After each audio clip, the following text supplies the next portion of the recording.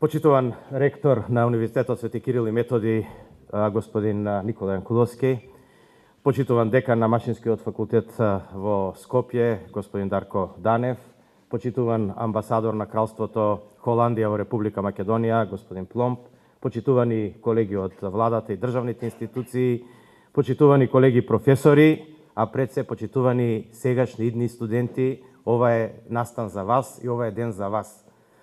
Јас нема да ги повторувам дефинициите за иновативност што ги кажа претходните говорници и нема да зборувам за иновативноста како процес, ќе ви се обратам вас. Она што мислам дека требе да ви го пренесам како порака и она што требе вие да го носите со вас во животот. Мене ми представува особена чест и задоволство денеска што во името на владата можам да го поздравам овој собир, а посебно ми е задоволство што во оваа просторија сум одржал па веројатно 1000 предавања до сега на Машинскиот факултет во Скопје и ми е посебно драга како просторија, а и целата институција. Ова е местото на кој што требе да биде зародиш на интелигенцијата и иновацијата во Република Македонија. И не само оваа зграда, и соседната зграда на Технолошко-металуршкиот факултет и зградите каде што се одвиваат сите часови во техничките средни училишта, но кога зборуваме за иновативност не мора тоа да биде само техника. Може да биде и од било која друга област, но по-тесно дефинирана таа е техниката. Видете, два типа на развој во светот постојат.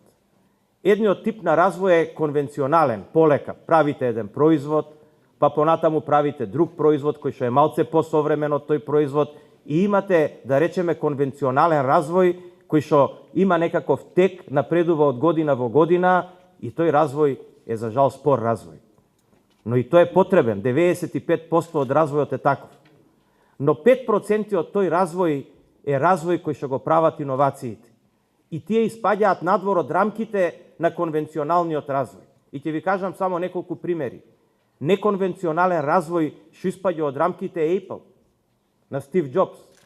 Кога сите оделе во насока на правење на мобилни телефони на еден начин, тој трнал во сосема друга насока. Зошто? Затоа што тој испаднал од рамките на конвенционалното размислување и тргнал да размислува неконвенционално. И направил голем успех. Сакам да ве потсетам на Facebook, на Цукерберг. Значи, кога сите правеле еден вид на софтвери, тој трнал во сосема друг начин на креирање на социјални мрежи и денеска после тоа имате милиони социјални мрежи креирани, меѓутоа еден е Цукерберг. Кога да ве потсетам на Тесла. Значи, кога сите ги осовременувале моторите со внатрешно согорување, тој трнал во правец да размислува за нов тип на возило, електрично, кој што го измени светот и допрва ќе го менува. Тоа ќе има импликации на многу други работи. Тоа се големите иновативности. Тоа е големата инвенција. Каде тргнува инвенцијата? Инвенцијата тргнува во сонот.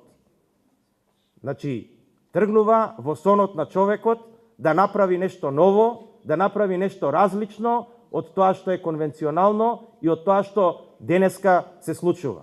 Јас на вас како на млади луѓе ви посакувам да сонувате големи соништа. Тие што сонуваат големи соништа, еден ден успеваат во истите. Нема гаранција дека сите ќе успеат. Нема гаранција дека на самиот почеток тие ќе бидат препознаени. Но испаднете од конвенционалната рамка, охрабрете се да сонувате голем сон, на тој начин можене голем успех. Тој пат до големиот успех е поплочен не со златни плочки.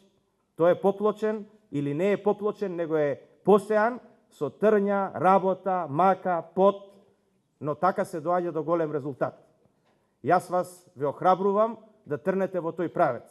Државата може да направи, која што јас денеска ја представувам привремено, која и секој друг политичар, може да направи услови за младите луѓе да бидат охрабрени, да имаат финансиски средства и ресурси, да почнат да го сонуваат таквиот сон и да ги спроведуваат тие идеи и да обезбеди некакви предуслови, значи материјални, просторни и финансиски, и ние тоа го правиме преку програмата за иновативност, односно преку фондот за иновативност, чиј директор денеска ќе ви се обрати после мојов говор, јас не сакам да земам дел од неговото излагање, а останатото го прават образовните институции, каде што денеска се наоѓаме, и тука, значи, требе да биде никулецот на вашата радозналост и на вашиот сон, кој што требе да резултира со иновативност, и најмногу го правите самите вие, вашата желба,